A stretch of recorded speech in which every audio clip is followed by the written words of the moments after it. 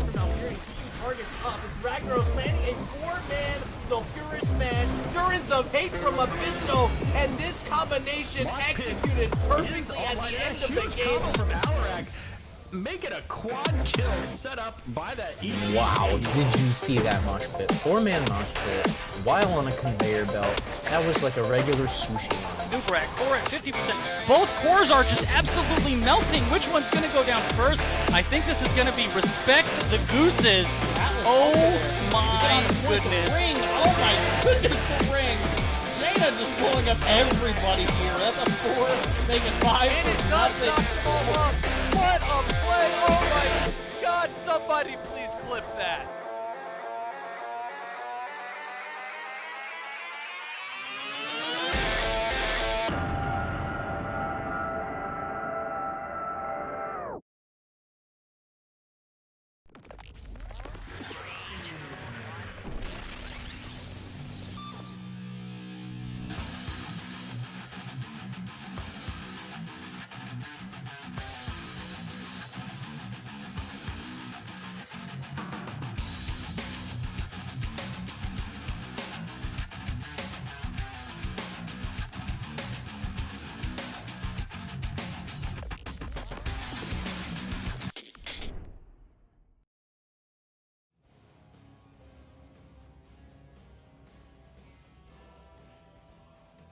Hello everybody and welcome back to the Nexus Gaming Series. I'm Arrow and tonight we've got a Division D East matchup for you between Full Meta Jacket, ProBUs Drift Cannon Rush. And we've already got our details, so let's go ahead and go over some of those right now. Let's take a look at our standings. First off, our teams here, Full Meta Jacket and ProBUs Drift. Very close in the standings, only 2 points currently separating them.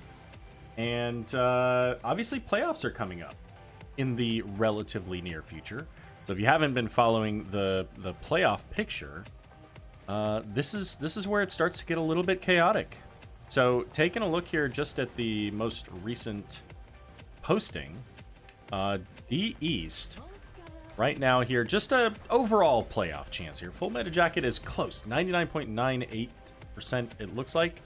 And let's see, what is ProBUs Drift at? Their code is actually. ProBUs Drift Cannon Rush is at right behind them actually, 95.09. So both of these teams are very likely going. But there are still opportunities for them to not do so. Going to need to have a strong showing here tonight from either of these teams to really make sure that they can get into the play. As far as our maps, though, let's take a look at those here. So we start off Full Meta Jacket banning out Battlefield of Eternity and Towers of Doom. And ProBUs, they banned out Sky Temple, Dragon Shark. First map of the evening, going to be on Volskaya Foundry.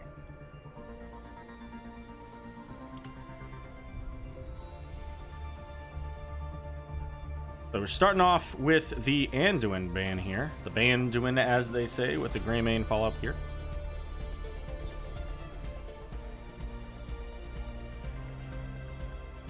Likely starting off with relatively targeted bans, right?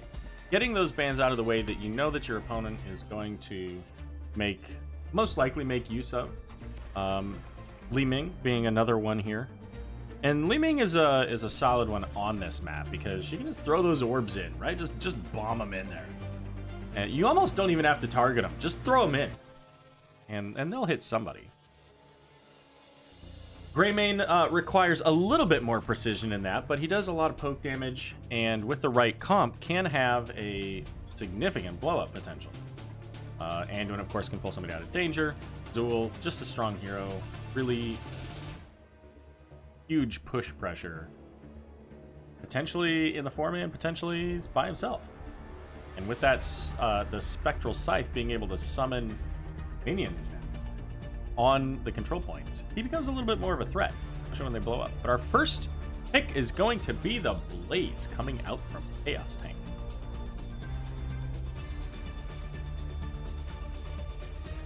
I'm not 100% positive, but I believe that that's going to be a main... Oh.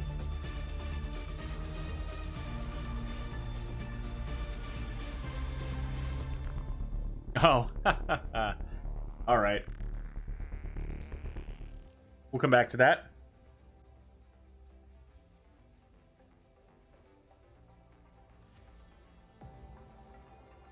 Wrong team had first pick.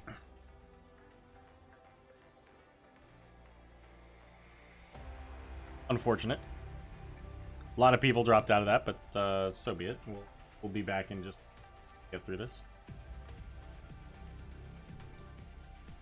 I'm not actually sure technically if now all of those picks are like required to be the same, because technically that does change the draft a fair bit.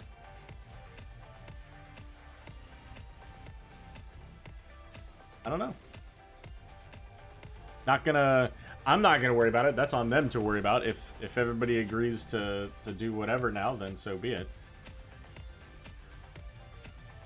But we shall see. Evening, Majesty and Patience. Good to see you guys here. Rooting for the probes. Got 4 out of 5 players here. Just waiting for number 5. Had a whole lot of the team just hit that Alt F4, so gotta wait for that that timer to come back in. If you, like if you have been having issues with your HOTS, where loading up a game takes 60 seconds or something like that, like logging in, just to get through that runtime period, I straight up just uninstalled and reinstalled. It's a lot better now.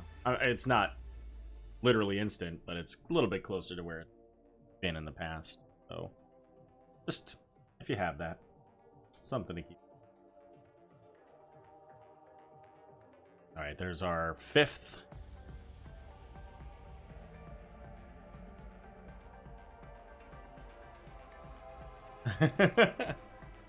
Oh man.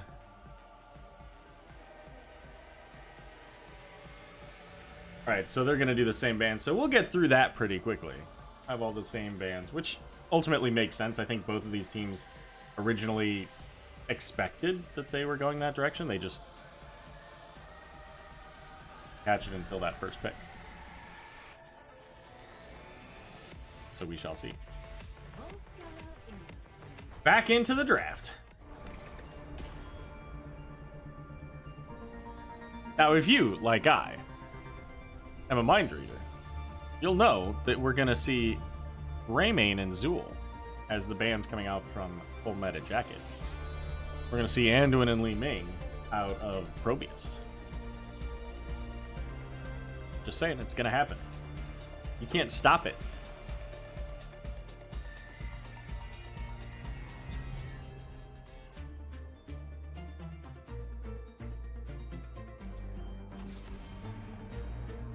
See? There it is. It's coming. It's coming for you.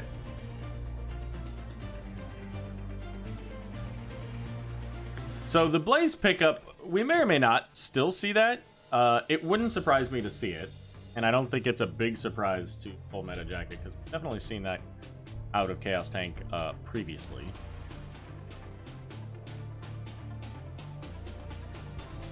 So we'll see if they choose to continue with that. All right, here we go. First pick for Full Meta Jacket. What's it gonna be? Johanna's still on the table, and ETC as well. So both of those really strong tanks are still here. Could be something like maybe even a Kael'thas. Could be a healer. Could be looking for the Rhaegar, an early Rhaegar for the potential for that Bloodlust. It's gonna be the Rainer to start off that potential. We'll have to see if that's the direction they go.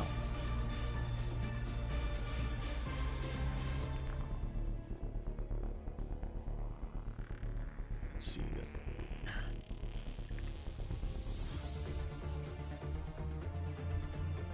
All right, so we may still see the Blaze, but it's going to be Kael'thas and Johanna going to be the picks here. Hey, look at that. I don't even have to change it. It's already in the tab.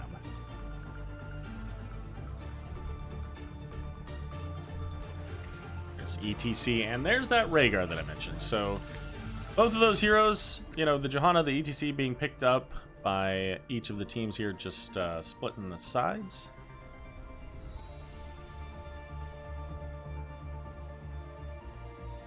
And you know, maybe it's not gonna be Bloodlust. I think it might be. Got the Rainer ring. Really good for that. Johanna does have the blind there. We're gonna get the Orphea ban, so that makes a lot of sense. Orphea on a map like this, especially having an ETC potential for the Mosh, getting the Eternal Feast on top of the fact that Orphea, it's a lot easier for her to hit those skill shots, generate that chaos, give herself just massive amounts of self-healing.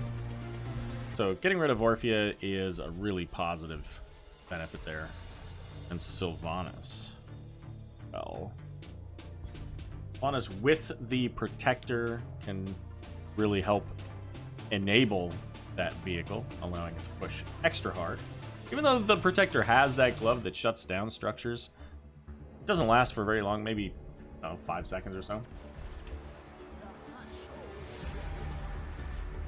And Lunara and Deckard Cain. Send me the pickups here. Deckard on a map like this can hit those roots a little bit easier. The Herodric Cube a little bit easier. Maybe get some of those combos going. But also, you know where you're going to fight in many cases. So you can set up those potions when there's time, when you're going through things. But we're going to see a Chromie and an Imperius. Now, the Imperius ETC combo can be pretty devastating. Especially when you've got Temporal Loop to bring somebody right back. Maybe a little bit of Rhaegar slows with his totem. And gonna be Ragnaros, the final pick here. So the value here for Full Meta Jacket is that there's no cleanse from Deckard. So it's now going to be up to Lunara to decide, is it worth taking the Abolish Magic so that she can potentially cleanse somebody who gets in that combo, right? And it's a 30-second cleanse. It's one of the better cleanses in the game. So is that the call? Is that where you go? Do you cleanse off that stun so that they don't get that full combo? Because keep in mind, too, it also reduces CC effects for the next 2 seconds. So not only does she cleanse the stun, she also potentially cleanses the next stun from C. It won't help for Chromie, right? Chromie's going to time loop you, and there's nothing you can do about it. But it might help for that big combo, big stun. Or she looks at the Greater Spell Shield, or whatever her version of it is. There's 75 spell armor, and if she's the one that gets caught by Chromie, getting that loop back, that spell shield might just save her. We'll see. Game's all set up and ready to go. We're getting game number 1 between Full Meta Jacket and ProBUs Drift Cannon Rush. On the left, it's Full Meta Jacket. We got Sergeant Scoops on the Rhaegar. Barber playing a little bit of Chromie there. Juggerab on the Rainer. Runtime Logic on ETC. And Souza on the Imperius. And on the right, for our red team, it's ProBUs Drift Cannon Rush. Aruba there, playing the Kael'thas. Desda on Deckard Cain. Chaos Tank, playing Johanna. Digital Legacy on the Lunara. And Badgerlord on Ragnaros. Checking out some of these talents, so it's going to be Field Study there for Deckard, giving that additional spell power. The Sentinel Wisp for the additional vision. And Exterminator for Rainer. So Exterminator did get a little bit of a nerf here in the recent match. Not a ton, but certainly bringing down his overall damage against minions, mercs, and the like. And there's the beginning of that combo. Souza looking for it on the Imperius. Not quite able to get there, but we see here this Sentinel Wisp in this bush is providing the vision. So they know exactly where all of Full Meta Jacket is. So they can be a little bit more mindful of that. They can position themselves to be able to gather that soak aggressively when they're not there and pull back when they are. We also have the Ghost Wolf upgrade here, so Rhaegar's going to get that additional movement speed, but also if he attacks a hero, it's going to reduce the cooldown of his mount. So he can be a chompy boy. And the 1 minute mark has passed. So we've got both teams heading over to get their fortification camps, their turrets here. So looks like thanks to that exterminator, Rainer and Rhaegar are gonna pick theirs up a little bit faster. Down in the bot lane, Imperius versus Ragnaros. This, at least in the early game, I think maybe favors Rag a little bit because he's got the ability to do more AoE and even from a range. But as we can see there, both of them taking a fair bit of damage.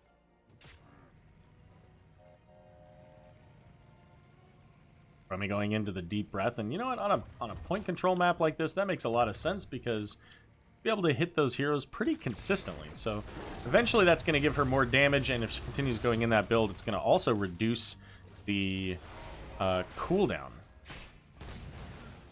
Kind of a side benefit, that additional vision range too. So being able to see where people are at twice effectiveness. There's the Ruby. A little bit of a conversation recently about whether Ruby was a great talent or not. And with that exterminator here, Full Meta Jacket's going to get in, get that support camp real quick. That's going to give them a little bit of an item advantage going into control point A. Both teams now working on their siege camps. And it'll be interesting to see which... Yeah, okay. Is it Nature's Calling? It is, in fact, Nature's Calling. So Lunara able to help clear through some of these a little bit faster. Of course, hers works against structures, if I remember correctly. Yeah, non-heroes. Whereas Exterminator, Rainer doesn't. Alright, Full Meta is going to come up into the top lane, clearing up the siege camp first so that they can put a little pressure onto this wall while the teams fight over that control point. Thought for a moment even Rainer looked like maybe he was going to go back, try to get a little bit of wall damage there. Ragnaros pretty low on the mana, so wouldn't surprise me to see ProBUs pull back off here, fill up a little bit, and then come back in. They got a little bit over half on the channel. And with Kael'thas up here clearing up, that's pretty likely what they're going to do. Yeah, Ragnaros is heading back. Everybody else is pretty full, but they do need to get that level 7. They're a little bit behind on the talents. And keep in mind, too, that Chromie in just a few moments is going to be level 8, giving her heroic. And there's definitely no cleanse options at all until 13 for Lunara, so we'll see how that turns out. Rhaegar, however, has the level 7. And here comes Ragnaros with the Molten Core, so looking to throw out those big bursts of damage into this control point. ETC getting very low, spreading out that living bomb might be enough to kill him with Lunara's damage, but Rhaegar dropping the totem just enough to keep ETC alive and give ProBUs now the control over the mid control point here. And once again, both teams going to head there, pick up their fortification camps. 75% mark for both teams. Currently, ProBUs on the control point, and here they come. Doggerub does still have that biotic emitter, so there it goes. Going to give them the potential to keep on this here. Chaos Tank in a little bit of danger. Has to use Iron Skin, is now pulling away, is not really in a position to get in there and get those little potions from the Ruby. Trying to, though. Here comes Imperius, though, cleaving away, and ETC with the power slide. It's enough to get the Ragnaros and complete the kill on Johanna. Juggerab, however, will fall to the Lunara. Damage over time, and it looks like this should be going over to Full Meta Jacket, although ETC and Rhaegar are both pretty low. I don't know. With Lunara and Kael'thas, they might have been able to cause a little bit of chaos there, but probably not the safest to do when you've got multiple heroes that could cause problems for you. Chromie did take that temporal loop, and we did see that on the Kael'thas in that fight. He just barely survived from the onslaught there. It's Chromie now finishing that Deep Breath quest. So she's going to get that additional damage, but also that additional vision. Both teams have their solo laners soaking elsewhere, but it's going to be level 10 first going over to Full Meta Jacket as they get some of the XP out of these towers, and of course the extra kill. Temporal Loop coming out onto Johanna. A little bit early on the Iron Skin. Lucky that ultimately Johanna didn't get pulled back there. A little bit more damage and she would have been pulled back and probably would have been a dead Johanna. But with the Hyperion, the top fort very low. It's not quite going to fall, but it leaves it open so that, well, I was going to say so they can come back later and get it, or they'll just do it now. Aruba, they're getting a lot of damage out of the ETC, but it's actually ETC who gets caught by the gravity lapse and does survive. So the real question here is, can Aruba finish the job? Johanna went in for the vision. It did work, but Kael'thas paying for it with the bombs coming out from Chromie. Ultimately, 2 for 1 in that, along with the ultimate of the Pyroblast there. So, and it is going to be Bloodlust as expected. So expect to see the Rainer popping off there. Combination between his Bloodlust and Spire. Once again, getting on these turrets here. So that's an emitter and 1 turret for full meta jacket. Just the 1 turret here for ProBUs. Not a lot to do on the map here other than keep soaking lanes. There's the Blessed Shield with the Ragnaros Sulfurous Smash, and good night to Rainer, but ETC's getting the mosh. Going to sleep here as Temporal Loop going out onto Badgelord. Ragnaros will fall. ETC getting very low. Runtime Logic has so many dots. Can he make it out? Does get the healing there. And Chaos Tank holding on to the team, trying to keep Souza locked down long enough for this to work, but it's going to backfire as Johanna will instead fall. Bloodlusted Chromie. Doesn't have the additional talents, like, so she's not getting those additional auto attacks from her minions. And at level 7, the talent that gives you like the additional damage to slowed or I guess disabled targets. So still an interesting concept to see the Chromie clones popping off. 6 kills to 3 so far here. Most of the ultimates are available, with the exception of the Mosh and Angelic Armaments there. Johanna's coming in, maybe looking for something. Does have the Blessed Shield there as Cleanse went out. And Lunara jumping right over the ETC, but she's coming back thanks to that Temporal Loop. Here comes the sleep from Deckard, but the Condemn breaking ETC out. Bloodlust coming up. There's no fort for the disengage here. Deckard getting caught by the Power Slide. Desda probably going to fall here and is going to drop that turret, giving it back into the hands of Full Meta Jacket. Not an ideal time to lose the Deckard. Deckard wants to be able to set up in advance of these control points. Fortunately, all the potions are elsewhere. A couple of them here in the mid and one on the way to that siege camp. So, going to be a little bit of time for Deckard to get set up when they head up there. But both teams on the same talent tier, level 15 to 13 currently. But only 3/4 of a level away for level 16. So we're going to see Souza working on that now. And ProBUs probably heading up there. And they know Johanna's here. I think that was a ping because of Chromie's vision. ETC's going to get the Mosh, but he's going to get caught by Sulfurous Smash. There's the Cleanse out onto ETC. The Condemn interrupting both ETC and Imperius. And Rag and ETC will both head off to the graveyard as Lunara as well getting brought down thanks to Chromie. So this is a 4-on-3 in a tight space. And if level 16 was available there for Kael'thas, that could have been a real fast way to some deaths on the side of Full Meta Jacket, but still a little ways for them to go to get there. Do they still have the Biotic Emitter? Nope, they used it there. So now they'll get one back. As Chromie trying to clean up some of this lane, give this catapult some additional value. But it looks like with 95%, let's see Full Meta Jacket picking up the second protector of the game. Rhaegar and Chromie heading on in. Blue team has taken control of a protector. Thank you, announcer, for telling us that the blue team has taken control of the Protector. It tells you it's the blue team either way, just so you know. And on their way down into the bot lane here, we've already got Rag down here. I imagine Rag still has Molten Core. Never mind. Molten Core is engaged, so gonna start working the damage onto the Protector here. And already at half health, so this Protector is falling very quickly. And is gonna actually head up there into the mid lane, and that makes a lot of sense. Molten Core was used, so let's go get something else, right? Something that will provide some additional structure value.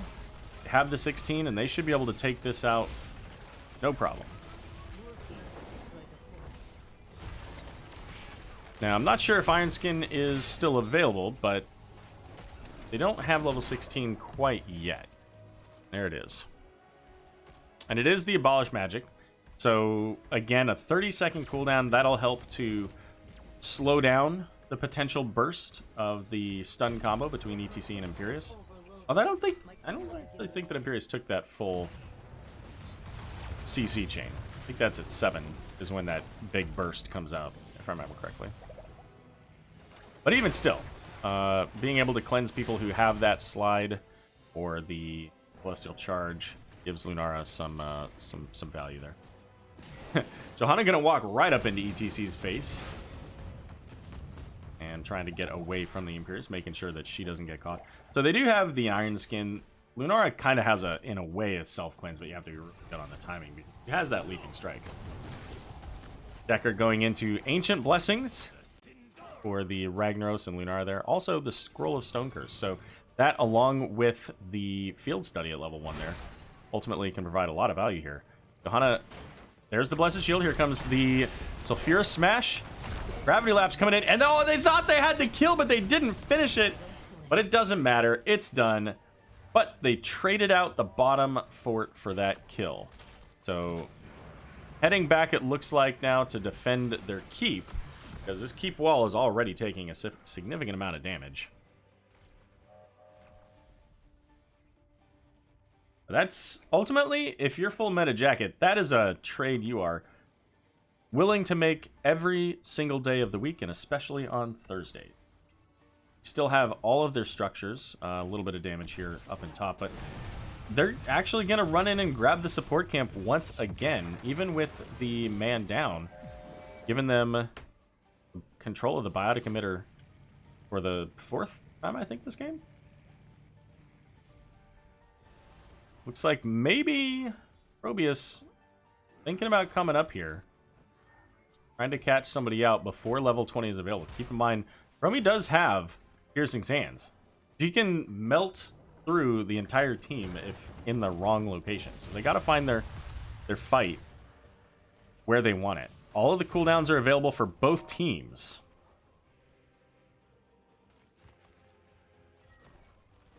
Not really sure why this game keeps pausing either. Well, that's not what I was talking about, but we'll come back. Looks like Desda has left the game, so wait to see when Deckard makes it back. We do have level 20s. They literally just came up, so nobody has been able to select their level 20 just at them. So we'll get those here checked out once we get back. But you know what?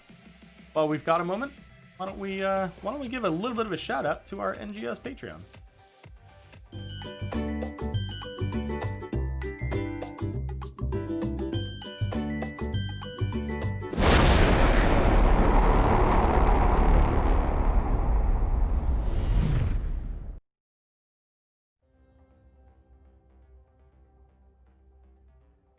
All right, well, fair enough. So, currently waiting, we've got one player who's disconnected. ProBUs, a little bit on the defensive here. They're currently down a level and a half, 20 to 18. All of their forts are down, and the bottom keep wall was just pressured down here by Full Meta Jacket. They traded out the life of Curious so that they could get that significant push there in the bot lane. And it sets Full Meta Jacket up for this next control point. It hasn't yet been announced, but it should be coming up any time now. with that fort down, there's fewer defense for ProBUs to retreat to potentially get their healing well. Full Meta Jacket has a bionic emitter. They've got a turret. So everything right now is kind of lining up for Full Meta Jacket. They've got all the advantages right now. So they just have to make sure they don't lose control of that. They can continue to win the fights. It's 9-5 on kills right now. So if they can continue to generally win these fights 2-1, then ultimately they should find themselves a keep, a core. Let's see, any other talents that are unique here? No, we don't see a whole lot of that Sulfurous Smash. That is something that Badgerlord has been playing outside of Badger. I don't know that I've seen too many other people play it, but as we've seen already in this game a couple of times, that combination with the Blessed Shield is brutal. It's quite easy, right? Blessed Shield hits, you throw the Sulfurous Smash down, you got Kael'thas to follow up with a Gravity Lapse, and if somebody lives through all that, which Imperius did, then they should die to the follow-up damage, right? You've got the living Lunara damage over time effect. So then it's just on the team at that point to clean up the rest. They have to survive long enough to get the other 4 members of the team taken care of. And the other thing, you got Rhaegar, right? I mean, Rhaegar can cleanse that combo. As soon as that Blessed Shield comes out, Rhaegar pops cleanse and the whole combo's done. So it's going to be interesting to see this next fight, whether it's over Control Point C, whether it's does the Bionic Emitter come up by then? It's 2 minutes away, so probably not. And the only thing on the map right now is a siege camp. So just a reminder here where we are in the standings. Full Meta Jacket currently 6th place, tied with Dirk Throws These. 15 points each. A 3-point victory would put them up into 5th place. So not a huge difference in the standings there, just a little bit. Whereas ProBUs Drift there, sitting at 13 points. If they're able to pull off a 2-0 victory here, it would put them from 8th up into 6th. And both of these teams currently are pretty likely to make it into playoffs. They're 95 and 99% chance, so it's not 100%. I imagine that if both of these teams walk away with at least 1 point tonight, that it becomes 100%. But a 2-0 could lead to somebody having a potential for watching the playoffs from outside. And checking in on our map bans again, because we have a moment. We've got Full Meta Jacket. They banned out the Sky Temple and Towers of Doom. ProBUs Drift banned out Dragonshire. And I'm sorry, Sky Temple. Sorry. Full Meta Jacket banned out Battlefield of Eternity and Towers of Doom. And ProBUs Drift, they banned out Dragonshire and Sky Temple. So there you go. Nexus who? Are you guys on that? Are you guys in this section? Nexus who? Oh, Nexus Cats. Look at that. Currently rank 1. Well, there you go. Looks like they are just about ready to start here, so we'll be getting back into the game here right about now. Ish. There we go. All right, so those level 20 talents are available. We have the Storm Shield from ETC. The upgraded Angelic Armaments, I don't even know the name of that. Heavenly Host. So giving that extra shield to their ally. So lots of shielding potential here from the side of Full Meta Jacket. Siege Camp a minute away, so kind of an awkward place for everybody to even meet. But no strong fighting there, just a couple of little pokes and prods. And as mentioned earlier, the third Control Point C, is coming up right now. So both teams looking to get their Siege Camp. Again, I don't actually know why we're over here. The Siege Camp in the top lane will be going out here for Full Meta Jacket. So that's going to give ProBUs the opportunity to clear up, maybe get a little bit of XP. And Imperius continuing to keep pressure in the lanes. As, what do we got? We got 1 and 1, is that correct? Anything down here? Nope, we got 2 and 1. So 2 turrets plus 1 bioemitter. Silvara, thanks for the bits. Saying go pro, assuming that means ProBUs. And biotic emitter up in 1 minute. That should be off the table. I don't think anybody can get that before control point C is completed. Basically, you have to leave the top by about 60% to get down there by the 100% mark here. So, very close. I don't know that ProBUs is able to get here and stall it. So this is pretty much just going to have to be a defense against the Protector, as level 20 is now available for ProBUs as well. And the upgraded Pyroblast. Okay. We do have the Radiating Faith there for Johanna, so the additional stun time and additional targets. But probably the most impactful here is Respect the Elderly. So going to be a blind and a silence for 3 seconds after putting people to sleep. On the other side, though, of course, we have the Bloodlust upgrade here, Gladiator's Warshout. So a massive range on the Bloodlust, in addition to the additional duration, but also that execute for Raynor, so the additional damage and auto attack speed. And here comes Hyperion to work some damage into these structures. Ragnaros there now out of Molten Core. ETC looking for a flank, probably looking to get into the Kael'thas there, but not quite in a good position for it. Mosh Pit is going to land onto Ragnaros, but the Gravity Lap's going to come out and interrupt that. There's the Respect the Elderly with the Pyroblast. That's going to be a huge Pyroblast as ETC going to fall. And now Souza having to use Angelic Armaments is not going to make it. Kael'thas finishing that with the Living Bomb. And Lunara jumping in, trying to get the kill onto Chromie. And this is the best fight so far for ProBUs. Do they have anything left? Lunara has 1 jump, but she's not in this fight. So just the 3-for-nothing trade on the heroes. Of course, they lost their keep there. But this is the first time now that ProBUs is going to be able to pick up the Biotic Emitter. And they've got lanes open to go wherever they want to. They don't have any minions, right? They don't have like an Asmodan or an Azebo or something to push with. So they have to be a little bit careful because their lanes are so pushed up. But they got to find structure value here.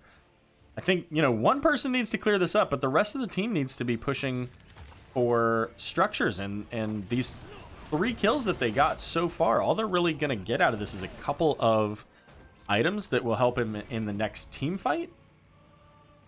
Which is great. I mean, to be fair, that will be a deciding factor for them, most likely. All game, it's been Full Meta Jacket coming out 2-1. And so the items, if it gives ProBUs enough of an advantage in the next fight so that they can continue to press that advantage, then fair enough. But they need the structures down in order to win the game. So they can't lose sight of the long-term plan here. And Full Meta Jacket now looking for a way to potentially end this game, right? They want to find a couple of kills so that they can move on to the core. And it may very well be that they have to wait until control point A, right? The core mechanics did increase the defensibility. Although the mechanics here for Volskaya Foundry, not super amazing, right? I mean, it's a narrow direction glove, knocking you back, stunning you for that short period of time, doing a little bit of damage. So it's a little bit irritating, but it's not that big of a deal. But it's still difficult to win a game, especially if you don't have any heroes done.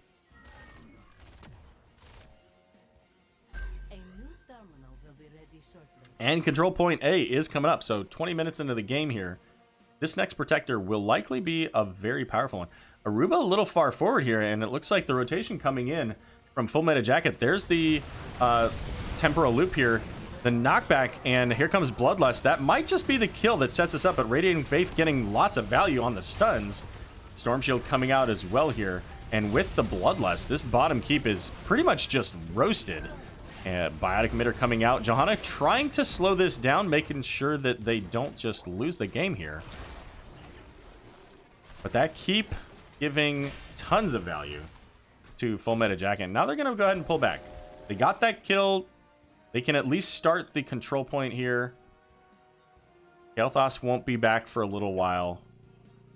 And this is likely it. This right here is going to be probably the last fight. When ProBUs comes in to fight here, when Kael'thas is back up,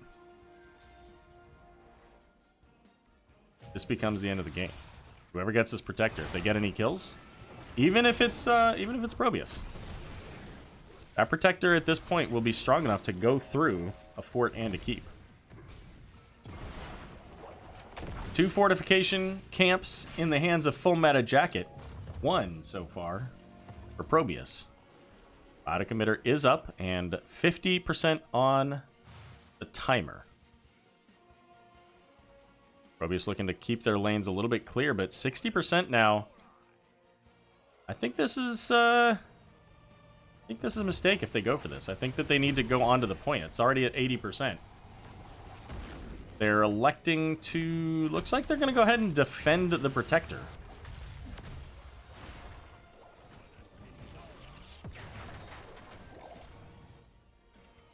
Alright, so Full Meta Jacket picks up a protector.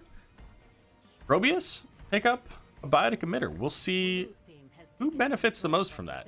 Rhaegar, I was going to say, Rhaegar's in the protector, which is a little surprising. I think I would have put maybe Chromie and Imperius in there. There's the temporal loop onto Ragnaros. He goes, he just, what is that called? Submerge? Gets rid of that temporal loop here. And Rhaegar likely going to pop the Bloodlust here in the near future.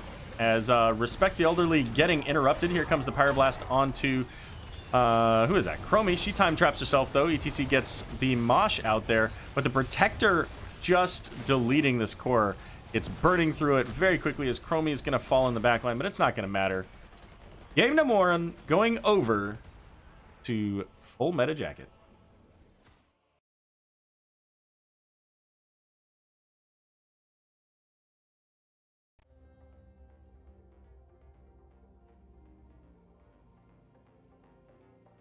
Ten kills to 9 there. That last kill onto Kael'thas in the bot lane really setting up the play for Full Meta Jacket, right? Exactly what I was saying that they were looking for. They want to find that, you know, extra kill so that they can finish the game when they get that protector. And ProBUs had enough time. They could have gotten onto the control point potentially there, put in a final fight. But they wanted to go for the Biotic Emitter and try to defend against the Protector. And I think the challenge there, like, I don't think that's never the right thing. I think the challenge there was that they don't have a real easy way to kill the Protector. And so they were relying more on killing the people that were outside the Protector. That's going to be really tough to do when you've got ETC and Rhaegar and a Bloodlust and all that stuff. So it was a little tough. But, you know, if maybe even if Ragnaros had the Q talent at 16, obviously didn't go Q build, but you know, maybe that's enough. I don't know, because that's 9% hero damage. But you almost need something like a Tychus or Tychus, I guess, like something that maybe a Hanzo who specs into the percent damage. Those kind of things to really bring that down.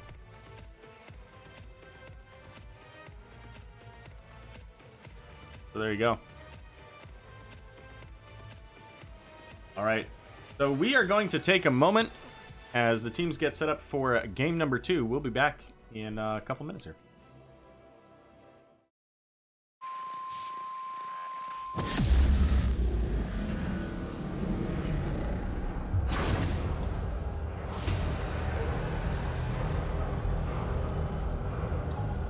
My blade is ready to be unleashed.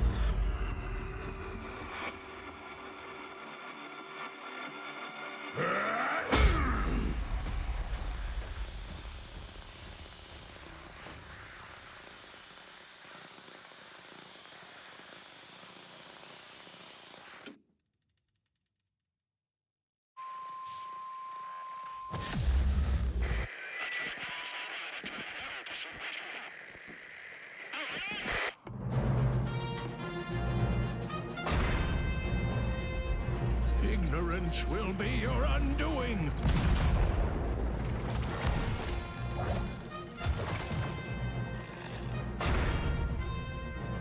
No one can stop me.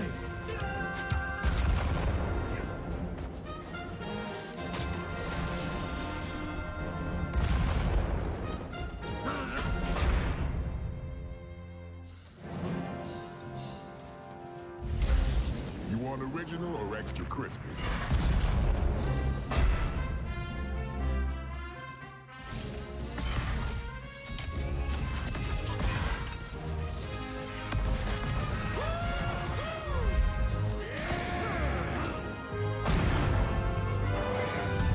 Smells like victory.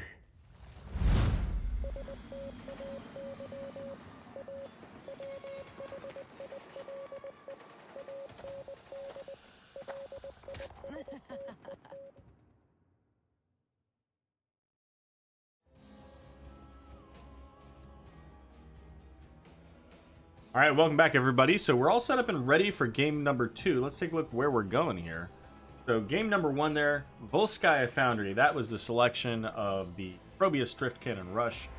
Full Meta Jacket pulling off the victory there. And ProBUs electing for first pick. Round 2. Gonna be Full Meta Jacket selecting Braxis Holdout. And just as a reminder, we started off with the bans. From Full Meta Jacket, those were on Battlefield of Eternity and Towers of Doom. ProBUs, they banned out the Dragonshire and Sky Temple, as our draft is set up and ready to go. Alright, so our first pick has switched sides. We're back over now to ProBUs, as we were unofficially in game 1. It started off a little bit awkward there. So we'll have to see if we see some of those same heroes. Anduin, Li Ming were the bans from game 1 on the side of ProBUs. Both of those heroes could do pretty decently here. We also saw from Full Meta, Greymane and Zool. Chromie, the first ban here. Chromie did a lot of work in last game. The Temporal Loop, finding a lot of value, especially with that ETC Imperius. Didn't see that combo necessarily, like, just straight up wreck anybody by itself, but there were a lot of stun opportunities that led to it. So, and in some cases, like the kill onto Kael'thas, which, there we go, meant that they didn't necessarily need to. The low health target, so they didn't need to have that full combo. May continue to see more mage bans. Li Ming and Orphea were both banned last game, but instead we're going to go into the Anduin.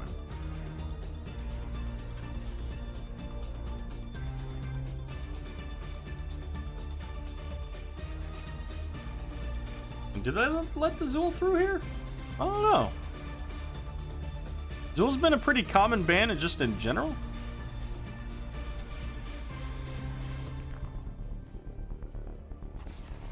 And it's going to be Raynor, actually. So Zool is on the table, as is Greymane. Both of these heroes, in general, strong heroes. But it's going to be Rexxar, the first pick for ProBUs here. So that opens up some interesting potential counterplays. We could see a Urel. We could see maybe an Alarak. We could see an Artanis. I think we'll probably see the Artanis. But we're starting off, we're going to get the Greymane and Johanna. So Johanna switching sides. Going to be coming over to runtime logic here. So Does that mean that Chaos Tank looks at the ETC? I don't think so. I think we're more likely to see Blaze. We'll find out in just a moment. Oh no, it's gonna be Mal'Ganis. Oh, fair enough. Fair enough. And Hanzo. Okay. So XR, Hanzo, and Mal'Ganis. So Mal'Ganis being able to put some significant pressure on teams if they don't have some way to say like Uther stuns or a Brightwing polymorph. I'm already loving the idea of a Brightwing. Going back into the Sylvanas ban. I think if I'm full of Meta Jacket, if they have if Brightwing's in their wheelhouse, I think that Brightwing just gets so much value into this team.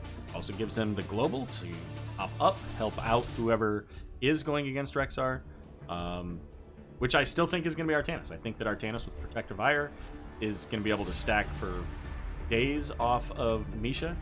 The Zool is going to be the ban there.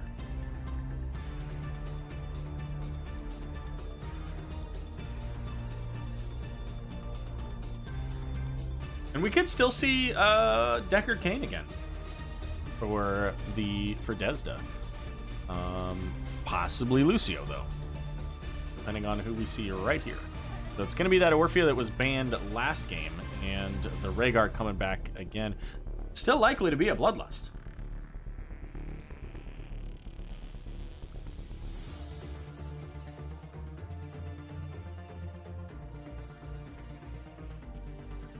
What's it gonna be?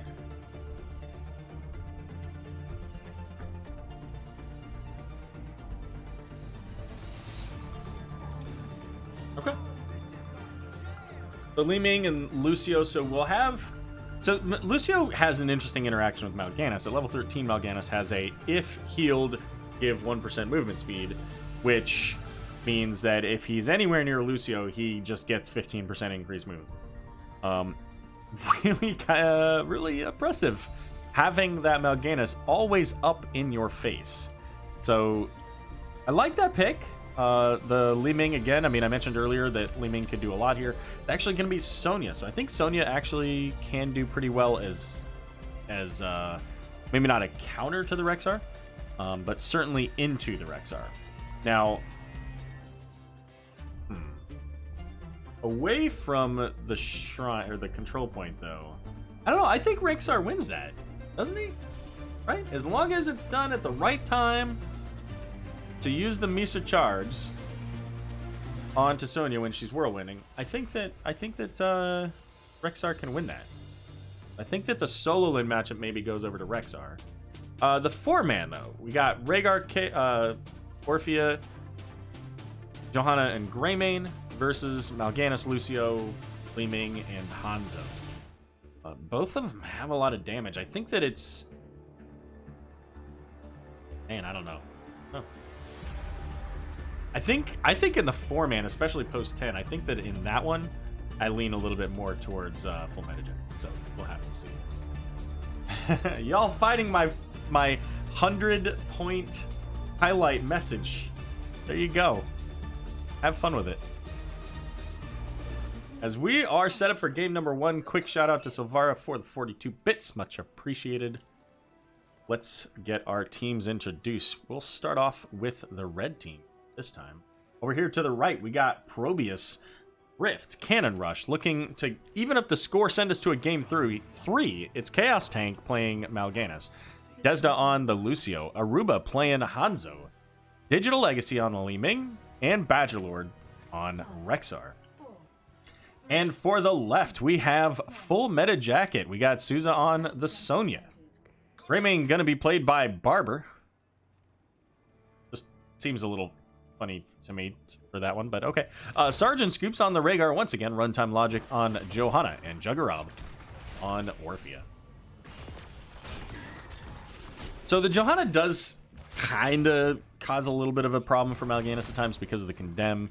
Also, her Iron Skin makes it a little bit difficult for Mal'Ganis to really get any kind of lockdown.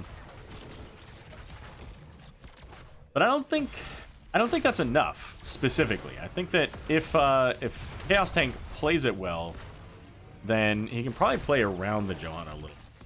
And it sleeps onto a Greymane or an Orphea, allowing, say, Li Ming to throw a bomb and a missiles out there. Could, in the long run, be a big problem. Full meta jacket.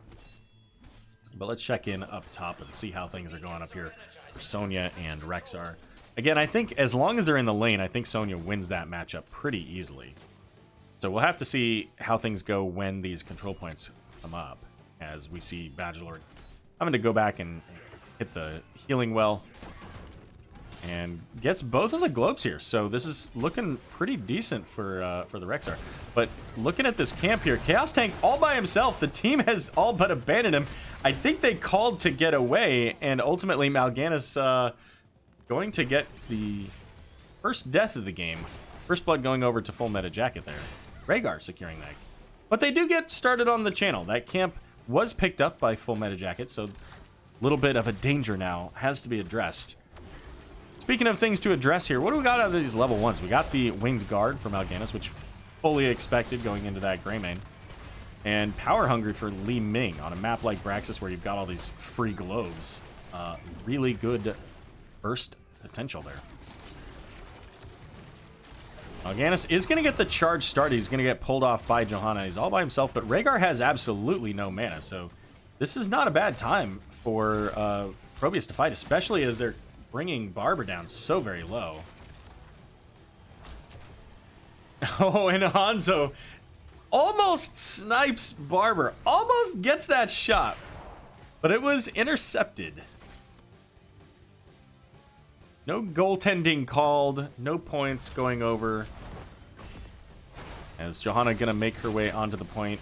But with ProBUs on the point, she's not going to get that stalled out at all.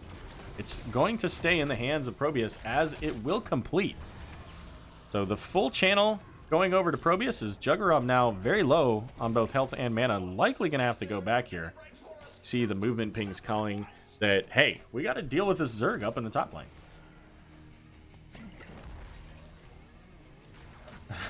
What did you do to Alpha, Majesty? What is that? Holy cow. Are those Pride sunglasses? That's awesome. But anyways, Zergwave gonna get a little bit of pressure here up in the top lane. Equals out a little bit of what was done earlier there from full meta jacket.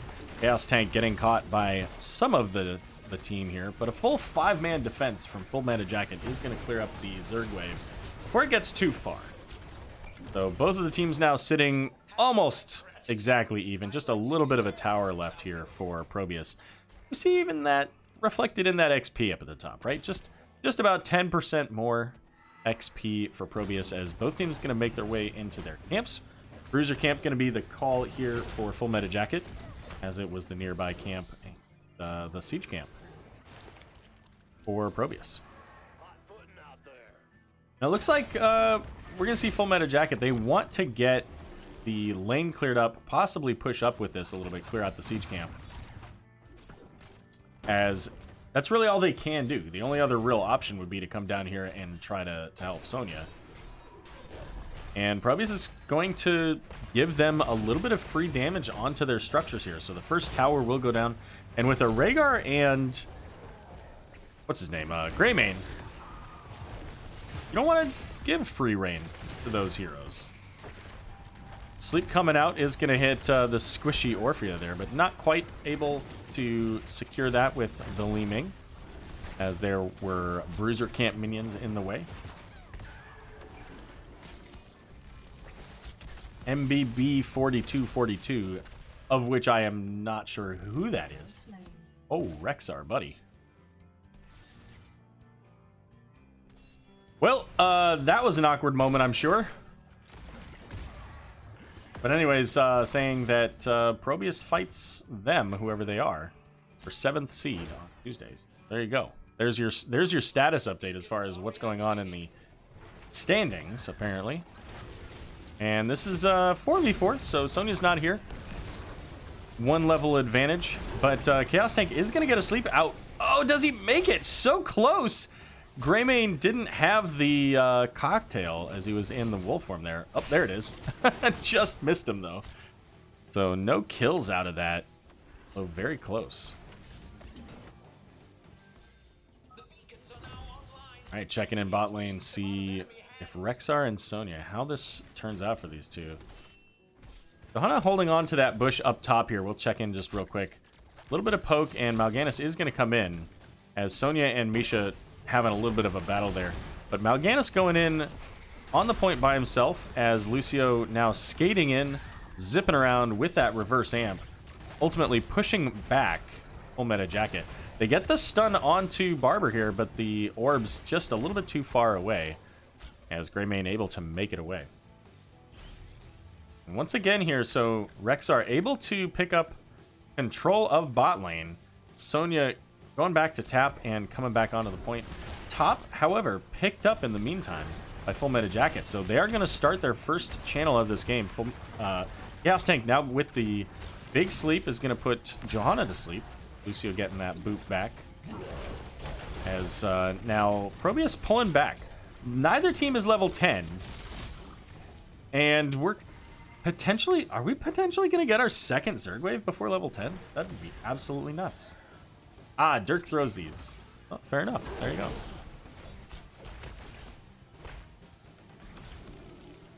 And Sonya... Just checking. Okay, just checking that bush. That's all Sonya was doing. Not coming up. XP slightly in favor here of ProBUs. They're a little bit closer to 10. But not for long, as it looks like Sonya's spinning to win, getting that XP here. Rexar very low. Up in the top, though, Johanna low gets caught by the Fell Claws, and Li Ming now getting some resets. As level 10 up and available here for ProBUs. Take a look at these talents. We haven't looked at those in a little while. It is going to be Calamity for Li Ming, so we did see that teleport damage just a few moments ago. Souza coming back in, and what does Rexar have? He's got Unleash the Board. So, not necessarily going to help him in the 1v1, but certainly will help with the team fight. So Misha getting pretty low, going to have to pull back and ultimately give control over bot to Sonya. As expected, we do have the Bloodlust. It's going to be the Crushing Jaws. Sonya picking up Leap, and that could spell a lot of problems for Rexar if Rexar's not careful. She gets him down to half health or so, and all of a sudden, Rexar's going to find himself free ticket. The graveyard. It's going to be Blessed Shield, Cursed Bullet there. That's what we got for Full Meta Jacket. On the side of ProBUs, though. Well, never mind. We'll come back to that. Here's the Bloodlust. The Cursed Bullet going out, I believe, missed. And with that Bloodlust here, the Sleep coming out from Mal'Ganis. What a great pause button. As also having the shield, getting the Fell Claws onto Rhaegar. Does the Carrion Sword... Oh, the long-range Hanzo arrow, 30 health on Rhaegar. Lucio doing the DJ thing, trying to get in there, but it's runtime logic on Johanna, who's going to fall. And can they get the Greymane? They're looking, they get the knockback with Wave of Force, and a double kill going over to ProBUs. Rexar throwing out the boars, trying to stall out the Sonya, but it's not enough. The bot lane will flip over in favor of Full Meta Jacket, so... Sonya doing a great job there of keeping Full Meta Jacket in this game. After the 2 kills here up in the top lane for ProBUs. Hanzo went back down there to the bot lane to gather that soak. Does have the ignore all distractions, so it'll automatically kill minions talent. Also giving the additional range on auto attacks here. But with 4 up top, Full Meta Jacket's going to get back onto the control point and start this channel, of which they've already done 2/3. That's all right, Misha. Misha to the rescue. She says, hey, I got this. Don't worry. Now Sonya picking up that siege camp in the bot lane. With most of the ultimates up from both sides here. Mal'Ganis the only one that doesn't have his, the Carrion Swarm. There's Cursed Bullet going out onto Mal'Ganis here, putting him to sleep. Crushing Jaws coming out. The Blessed Shield, however, locking him down as the blind coming in onto Chaos Tank as well. But it's Greymane falling really low. The Cleanse, rather, going out to keep him safe. And it's going to be Johanna once again falling. The Carrion Swarm from Mal'Ganis helping to continue that damage. But the Zerg coming in now. And mostly in favor of Full Meta Jacket. Had about 40% of the channel in favor of ProBUs. So they do have a little bit of a wave down to deal with. Not a whole lot, though. So Sonya will be able to take care of that pretty easily. And Li Ming and Hanzo aren't necessarily the greatest at clearing this. Especially since, you know, Hanzo didn't take the explosive arrows. So it is going to take a little bit of time. And it's entirely possible that this top fort could go down. Gas Tank taking a lot of damage. Did get the Cursed Bullet earlier. And has taken some of that damage from the Zerg as well. With the rotation up here. Thought it was a rotation up. Maybe it was just a quick turn. Looks like the Reapers? Guardians? Whatever they're called. The big ones.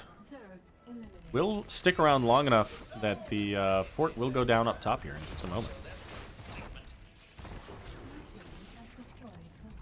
Alright, so Johanna gets caught by the crushing, or I'm sorry, the Fell Claws here, but the Crushing Jaws coming out. Sound Barrier is going to keep Li Ming alive for a moment. Once again, though, Johanna falling. And the Claws coming out. Rhaegar's gonna fall as well. Li Ming getting those resets and throwing out the damage, but the cocktail. Oh, what an exclamation mark. Like, hey guys, by the way, the long range fadeaway in your face. 2 points, Greymane. But ProBUs still ahead in the XP game by about 3/4 here. Still a 2-for-1 trade, similar to what we saw earlier when Sonya got the kill onto Rexxar. But this is also a little bit of reminiscent from last game, right? Full Meta Jacket, though, was the one getting the 2-for-1 trades in that game. It's 4 kills to 6. And the rotation's coming down looking for Sonya. There's the stun. Could be another Fell Claws, but the leap, is it enough? The slow from reverse amp, and it is not. Hanzo securing himself that kill. Checking in, let's check in on Hanzo's stats on his targets here. So he needs a couple more shots on Sonya. Needs to hit her twice more with those arrows to get that addition.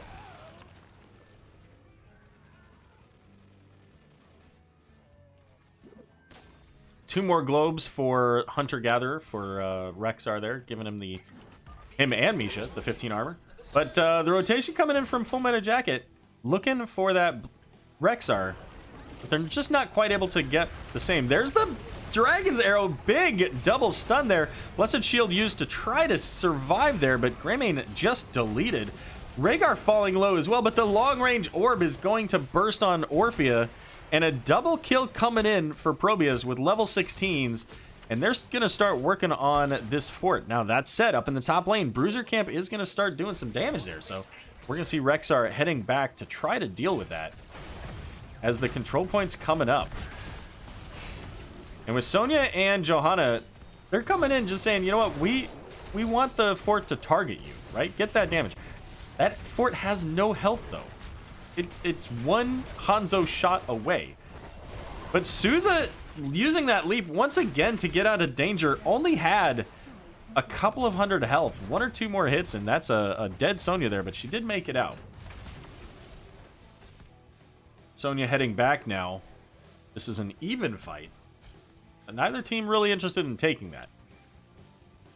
16 advantage over on the side of ProBUs. They do pick up the channel for the Zerg. And from a status standpoint, Mal'Ganis kind of low on mana overall, as everybody here for Full Meta Jacket. Nice and healthy, full mana. And Juggerrob walking in instantly at half health from the Li Ming combo there. Possibly a moment sooner, and that could have been a dead Orphea, but instead it's Bloodlust coming in, and Sound Barrier used by Lucio. Skating away, but I don't think... Never mind. I thought for sure that Mal'Ganis was dead there. Never mind. What is happening? Li Ming coming in, getting the kill onto Orphea. Now Hanzo coming in, looking to try to get some damage onto the Johanna, but Digital Legacy looking, saying, hey, I'm hunting you. It's werewolf season. No, it's badger season. That's what Sonya says.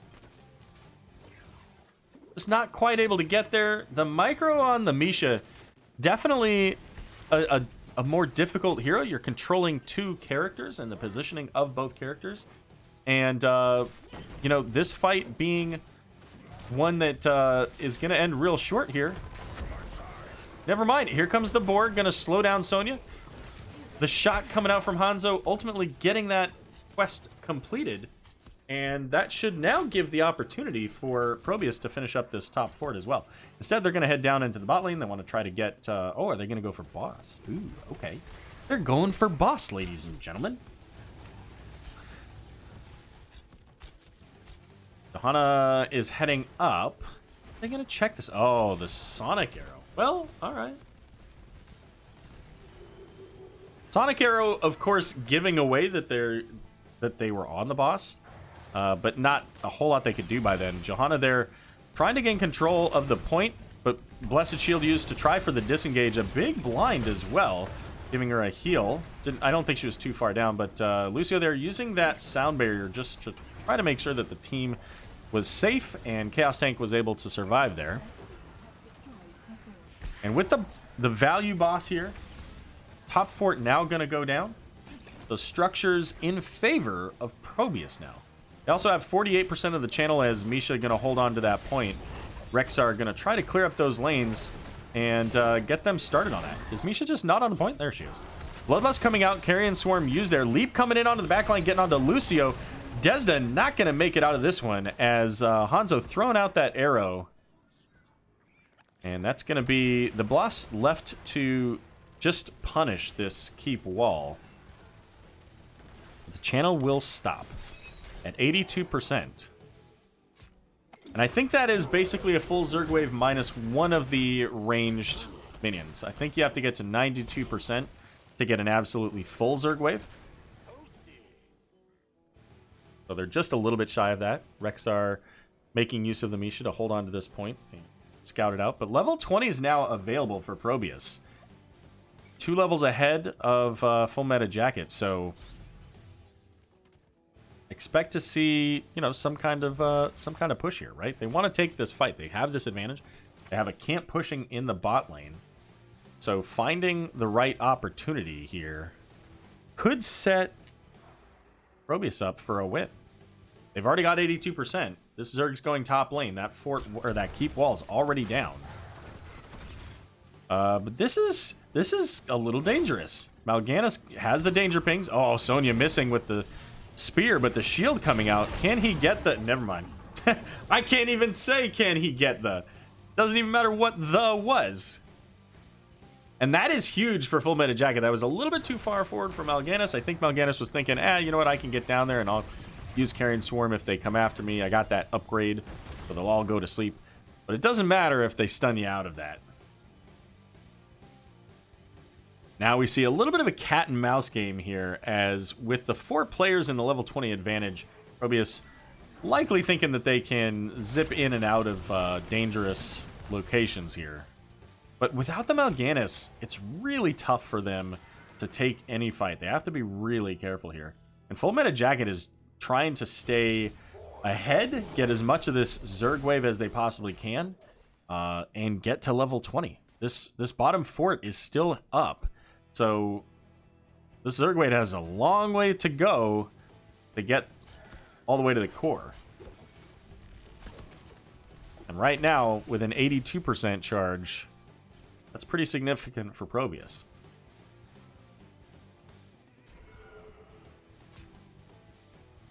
We'll see where they go here. Only a half a level, so once again, ProBUs has all 5 on the map. Something needs to happen soon, because this siege camp isn't going to do anything. Those minions are going to kill it.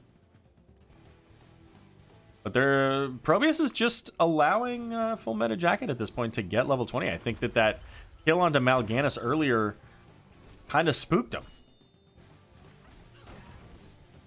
All right, Hanzo is going to head down. Hanzo has the global with play of the game there.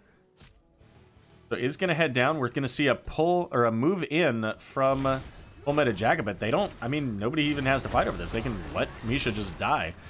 Sonya's going to leap out. Here comes the play of the game onto Rhaegar, getting that big stun and deleted by Li Ming. That's a great place for them to start. And coming into the top lane is that Zerg wave. Johanna falling very low. is going to fall in the middle of the team, and that might just be what ProBUs needs to secure this game. They've got this Zerg wave coming in. There's no wall. Cursed Bullet going out is going to miss, and that's on full cooldown. Did not get the reduced cooldown at level 20. And this keep already taking damage. Half health before the Zerg wave really gets here. And still, ultimates available here for ProBUs. There's the Crushing Jaws. Did get the stun, but the Wave of Force throwing Orphea down into the back. Sonya there getting a lot of spin value, but it's not going to be enough as Fellclaw's coming in. And one more to the tally. ProBUs making a huge statement on Brax's holdout here. Taking us to game number 3. And I said earlier that I thought that if both of these teams get a point, it was likely that they were securing themselves their position. I don't know. I don't know that for sure. But to me, it makes sense that they probably did.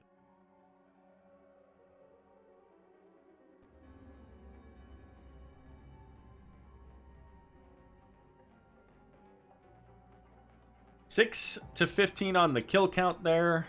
And what a game. That was... Both of these games have been really entertaining to watch.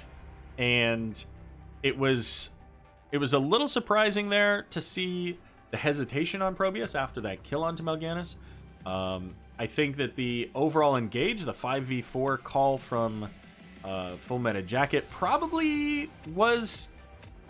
I mean, I feel like it probably was the right call, but they did much the same that Mal'Ganis did, just not quite to the level.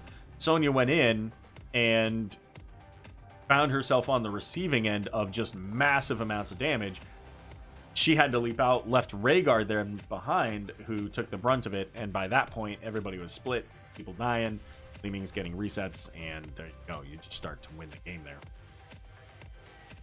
But another couple of moments, and, you know, Ariat Crater comes online, the War Shout, the Radiating Faith, all of those things become available and really change the landscape of that fight. So there you go. All right, well, game 3. We'll be back in a minute. Gonna go find another Blizzard video for you guys. We'll be back while we wait on them for game number 3.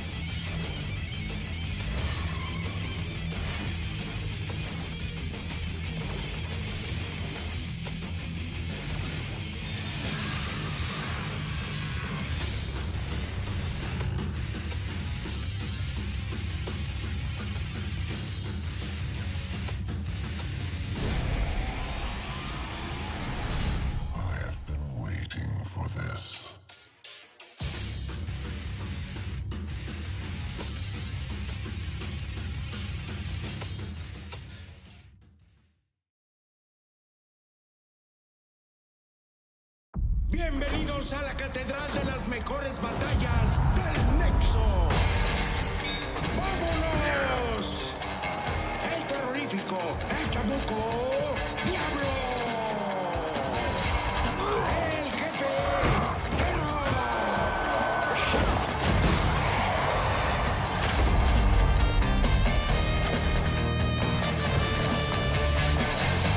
la parca, Lunara. La pantera Sonia.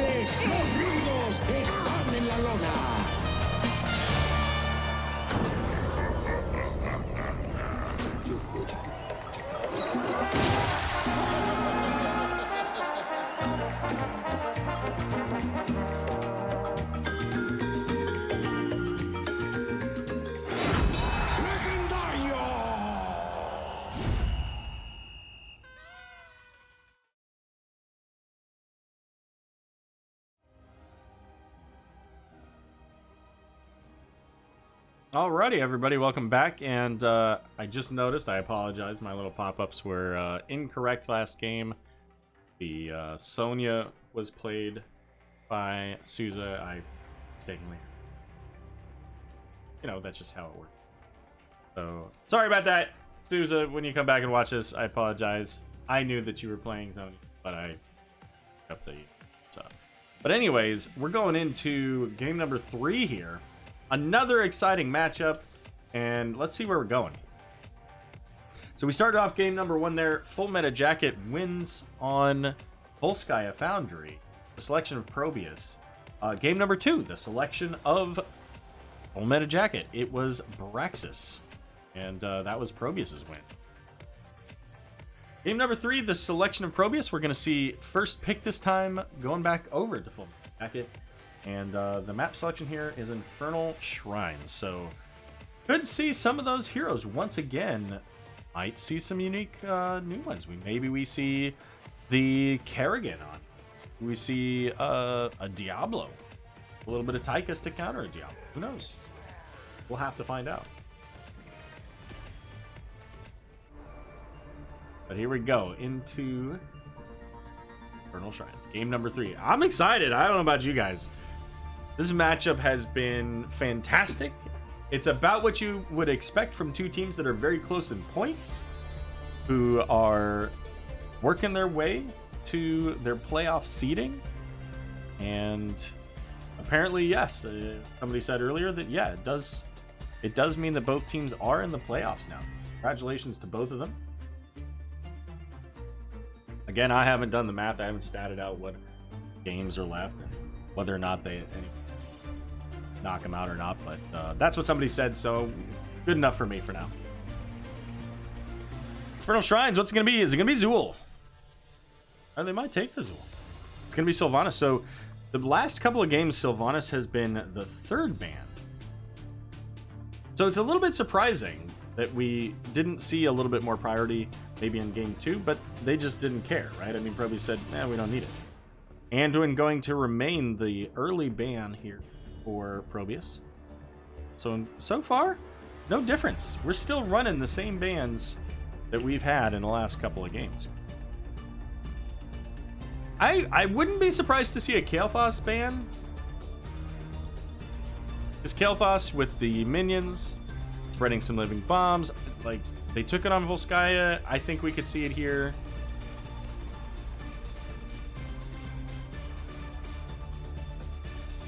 Yeah. And then now here's where it gets interesting, because we've had more mages, but I think a Zool ban is worth it. I don't know if Full Meta Jacket has played it much, but I think Zool would get a lot of value here. Just me. That's just me.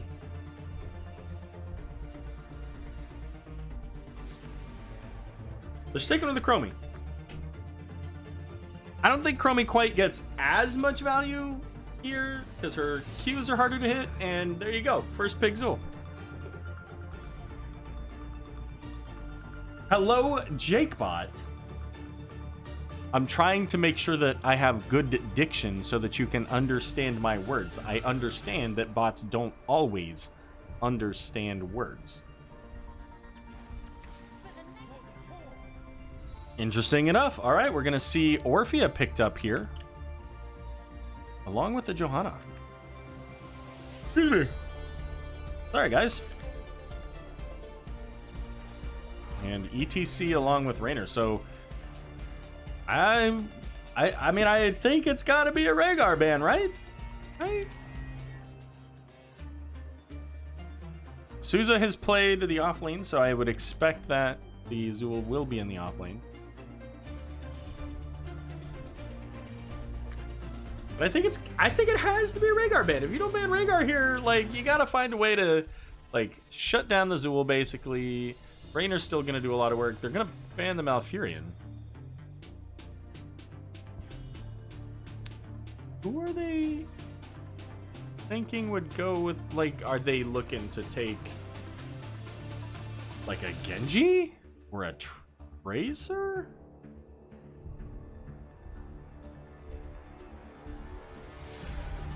I don't know. I'm not certain. On Full Meta Jacket, our last ban here, who's it going to be? It's going to be Hanzo. Okay.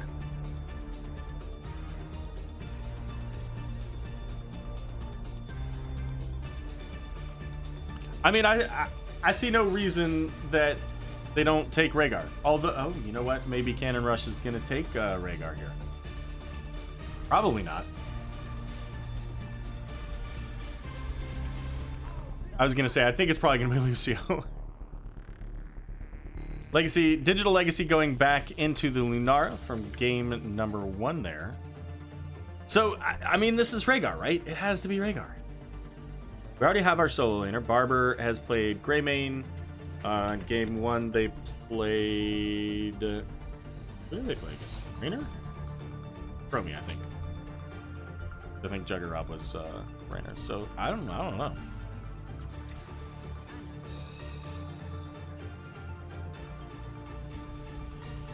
Okay. Ana Mephisto. Good combo.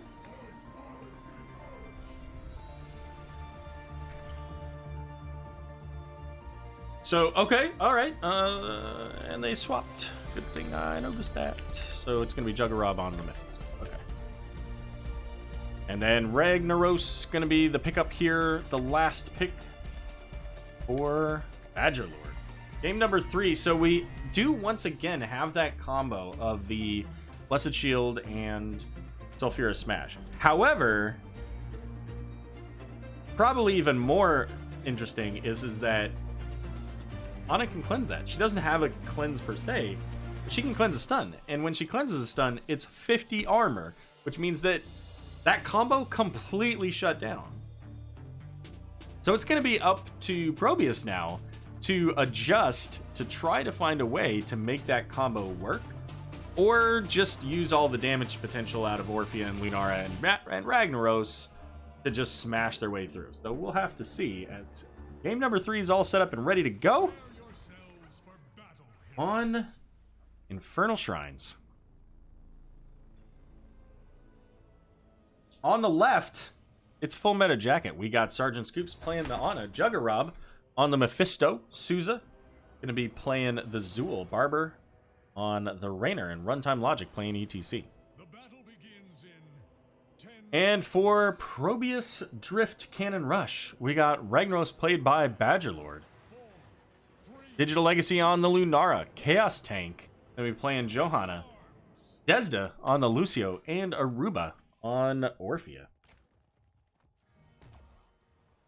All right. As we get closer to the end of the game and we're set up for our interview, make sure that you, you know what, chat? Tell us who you think your MVP of the games are. You know, who has really stood out to you? As we, again, let's get to the end of the game 3, but be ready for that. All right. So Zool coming in. The main thing that really the only target Zool has to worry about is Johanna. I mean, he can get booped back. Okay, that's fine. I guess Lunara can slow him, so I mean, she can dot him very easily, but ultimately, Zool's going to have, I think, a relatively easy time of this, other than the potential blind out of Johanna. So we'll have to watch what Zool takes, what picks he takes.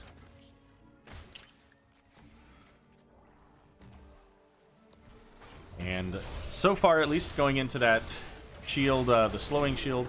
Now, using that shield here, not quite able to keep up with Azul here, but the real challenge is that Ragnaros is going to have a difficult time keeping up with the double soak out of Zool.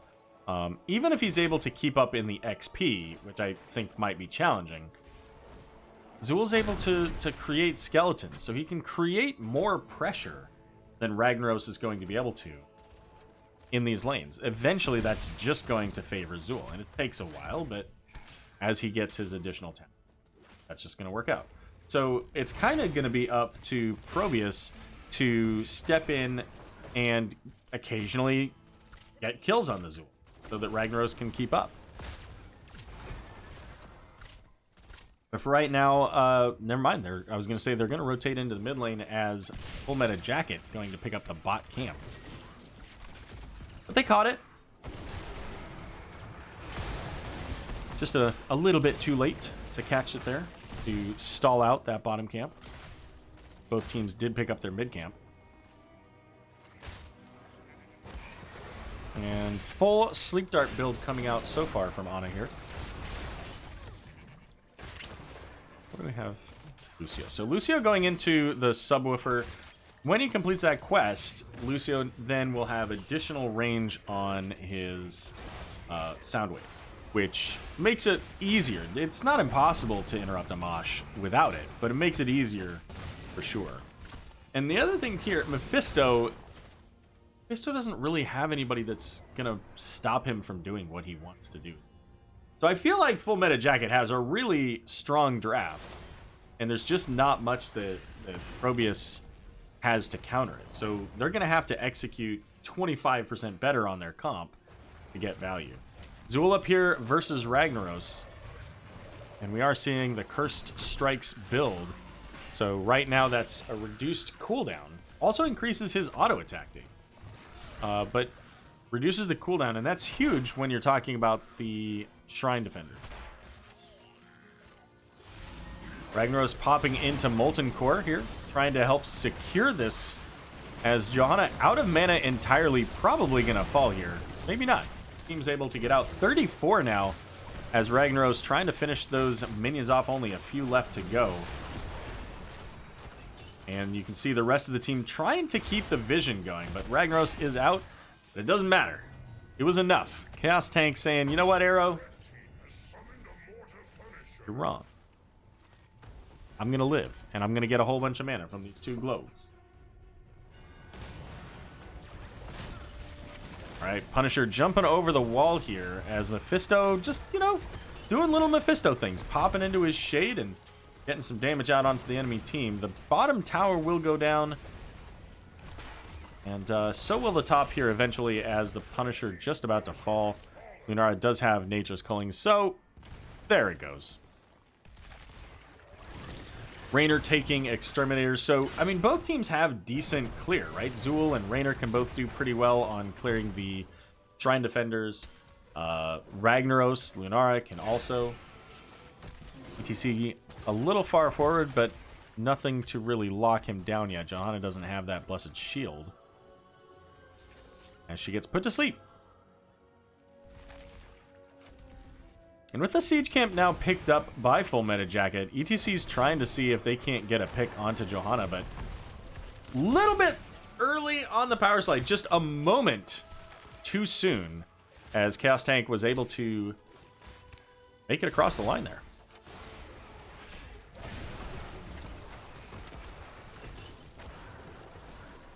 Let's see, does... Nara doesn't have any... I'm just trying to think again. I guess probably the most valuable thing that ProBUs would have would be Orphea's ult, because she can do that at ranged. I mean, Johanna can, so can Ragnaros. So I mean, all of those do. But if they mistime it by just a moment, then they lose the stun. Whereas Crushing Jaws has at least a range area. But I think that's probably their best way to catch the Mephisto when he's doing his shade. So we'll see how that turns out. Because I think that if they don't play it really well and get those combos, especially at level 10. Level 10 to level 13 is like ProBUs' window to try to make something happen and actually get ahead. Because once 13 hits, Scoops wins this game. Because any stun comes up, bam, 50 armor. Have a nice day. So Full Meta Jacket looking for that XP to get to level 13 and ultimately set up their plays. In the meantime, it's going to be Durance of Hate there for the Mephisto. Ana going into Nano Boost. Got the Mosh Pit, we got the Poison Nova, and the Hyperion. We're also going to see level 10s coming up here for ProBUs. And it's First Blood, level 10. Both Ragnaros and Orphea did use their ults there to get that kill. But you know what? 7 minutes almost into this game, they get the first kill. The Zool will be back up just a little bit after this mid-shrine comes up. But all the while, again, just like we saw in game 1, that kill, that death, earning Full Meta Jacket a little bit of a structure advantage there in that bot lane. I guess not advantage, but they got the well, so slash advantage. What? Here's Ragnaros coming out a little, maybe a little early.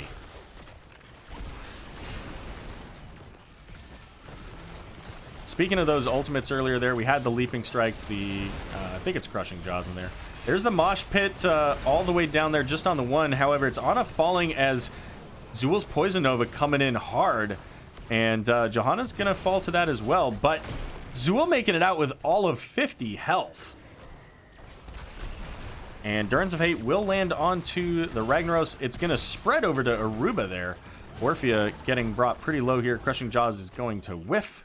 So 17 to 22 with both teams just having one person away so far. Now the advantage going over to ProBUs. The value from that Exterminator, Raynor, and Zool doing a lot of work here. But Raynor getting caught by Digital Legacy.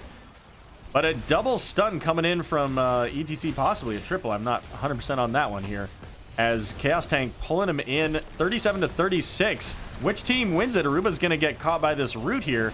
39 to 39. Who gets the last one? It's going over to ProBUs. They're all so low, but the Blessed Shield going out, locking down Souza. Zool going to get taken out. The Durance of Hate coming in, but nobody was there to land that. ETC getting caught by the Punisher, using that power slide to get away. And it doesn't get any closer than that. The 39 to 39, and you just hope that you get the damage out there, right? That you're finding the right targets. Juggerob here getting pummeled. John Cena doing some work here. Anna doing everything she can. Needs that last level. ETC gets caught and crushed by Orphea. The Punisher coming in on the wall and finishing that off. And 13 with the fire, the on fire symbol, going over to ProBUs. And that's ultimately what they need right now. This is the pressure they have to make, because again, in a couple hundred XP, Ana just becomes a major problem. Their combo's not going to work quite as well. Bottom lane with these minions is going to get a pretty significant value, but it's not quite enough to fully take down the fort. But bot camp now going over to the side of ProBUs. I think the last two went over to full meta jacket here. Zool continuing on the Cursed Strikes build, so now has the auto attack increase, has the healing, has the cooldown reduction. So it's going to be up to Johanna to watch for that Cursed Strikes and either blind him or throw out that stun, although blind is probably the most important part.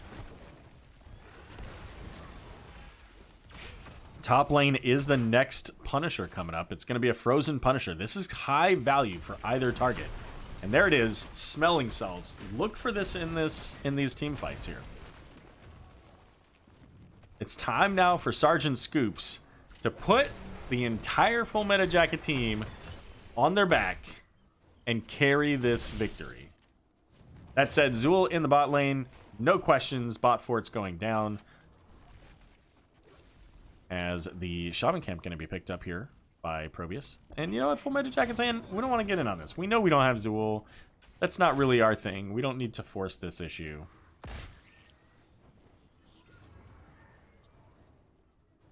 We have here. This is stun armor for Ragnaros, so much the same as the stun cleanse.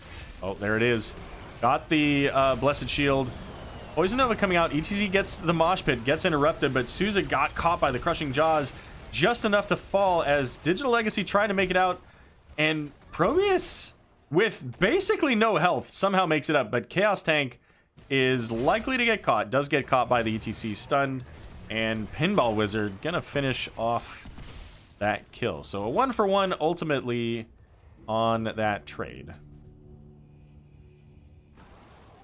But in the top lane, Shaman Camp pushing forward here. So both teams now have the wall down. Whoever gets this Punisher definitely will have a fort down. Just a matter of how far into the keep can they get. Level 16 advantage over for ProBUs right now, although by the time Johanna gets back here, most likely Full Meta Jacket will have that 16. This is going to be an even fight.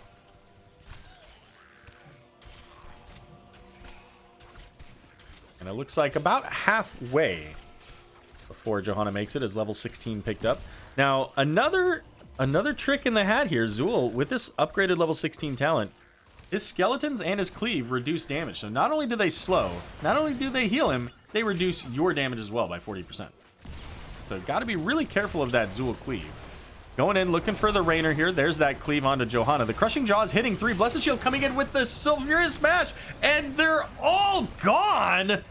Souza, the next maybe to fall here, but is staying alive thanks to that healing cleave, but not enough. A quad kill. Can they find the kill onto Runtime Logic? No, they can't. But what a start. They got the Crushing Jaws. They had to get it onto Ana. If they don't get it onto Ana, that all falls apart. But getting the triple stun, getting the triple kill means that now ProBUs are going to pick up this Punisher. 38 Shrine Defenders for Full Meta Jacket. They were so close to finishing that. And now, Frozen Punisher coming onto the map. Ragnaros heading to pick up more soak. I think Ragnaros should be with the team. That's just me. I think that if Ragnaros is with the team, they can maybe even push all the way into the keep here. But for right now, there's the Punisher getting the leap here. The cleanse coming out from Ana. Hyperion coming out to try to just zone out the enemy team as much as possible. So the wall will go down here as the Punisher falling about half. ETC pushing the team back as well. So some keep damage, not a ton, but a great way to start pushing that toward the top keep. Bottom now sitting about a third of its health on that bottom fort, the only remaining frontline structure for Full Meta Jacket.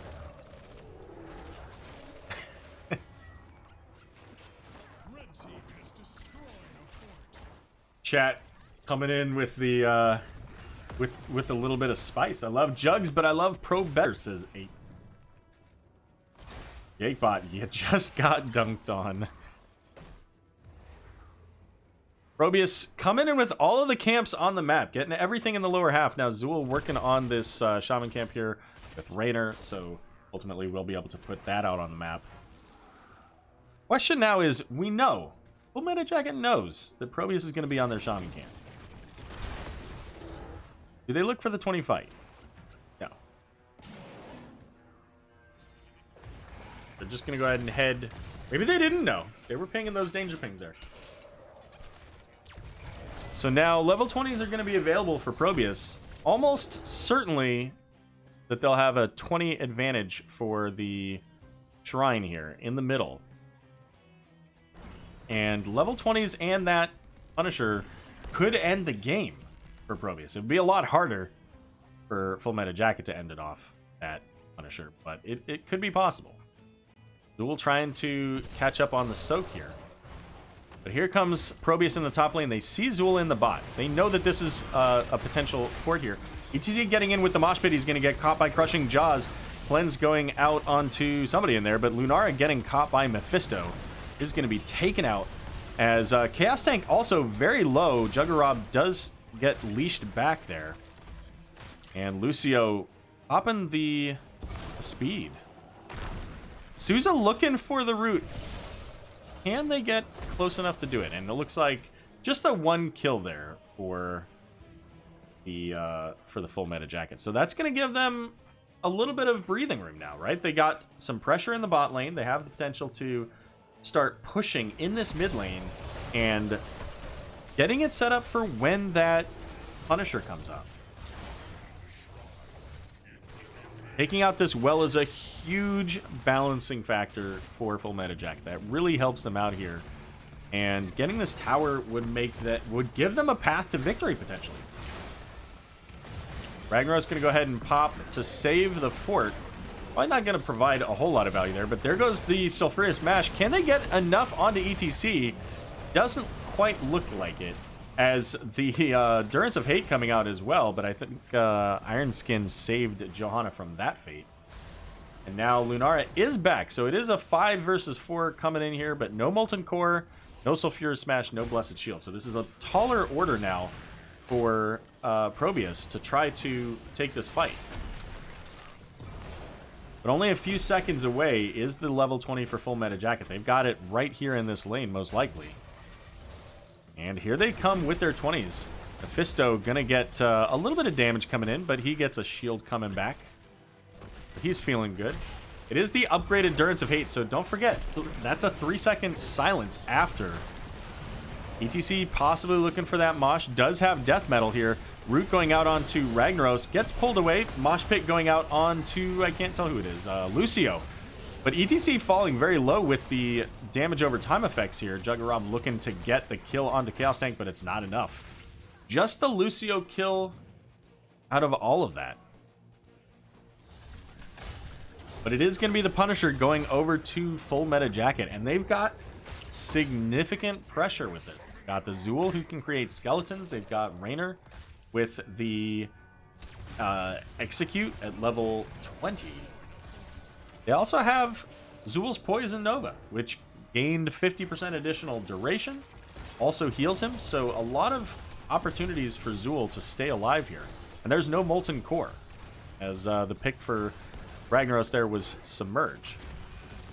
Punisher sitting about half, as 15 seconds before Lucio is available. Punisher getting that stun. Can ETC find something? Does get the stun onto the Ragnaros, but Lunara having to run back away from this Punisher. And that's all we're going to see from this from this attack coming from Full Meta Jacket. They don't want to push into the core, knowing that the Punisher was very low and that Lunara was coming back. So instead, they're going to do exactly what ProBUs did last round. They're going to go start working on getting as many camps as they possibly can.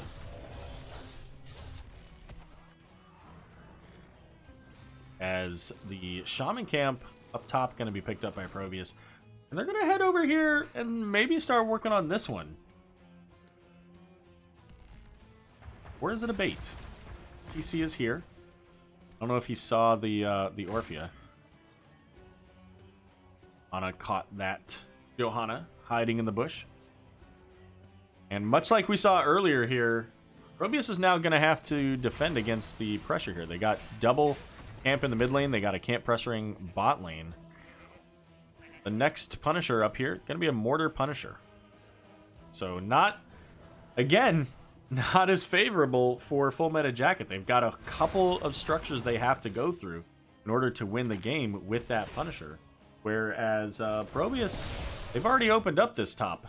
They're already at half health on that. So definitely favorable, more favorable for ProBUs to get it than Full Meta Jacket. Both teams, however, do have a path to victory. So any kind of significant kills could lead to one team or the other pushing right through their weak lanes.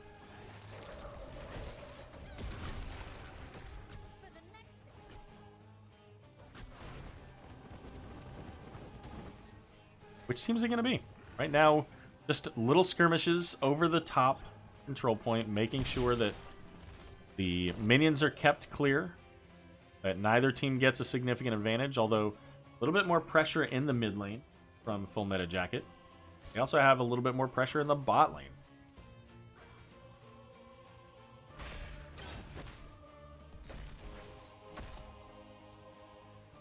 Other level 20s of note. Lots of healing potential here, right? We've got the Nano Infusion, so extra healing from the Nano target. So that could help out primarily Mephisto, presumably. But could even be put onto a Zool, right? I mean, Zool could get a lot of value with the Poison Nova. Oh, do we check the bush? No, we don't. ETC's going to get the Mosh double with the Durance of Hate. Blessed Shield coming out with a big stun. But Orphea is going to be the first to fall here. Lucio right behind it. Johanna, and it is a full team wipe for Full Meta Jacket. And with that, the patience of Full Meta Jacket coming in, securing them the victory in game number 3 and the 2-1 over ProBUs.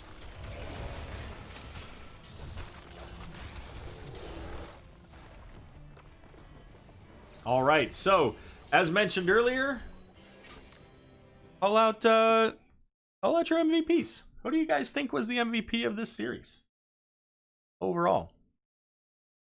Either team, both of these teams played remarkably well. They had a lot of positives in how they played tonight. Both teams got some points. 9 kills to 10. That 5-man team wipe ultimately the deciding factor in keeping the kills pretty close to even there. Take a look at these level 20 talents as well here. But again, from the sounds of it, both of these teams are going to the playoffs. So that's, that's a great place. They had some great plays, and let's see if we can get in. I think it's Chuggarob. Who's the captain? We'll find out here.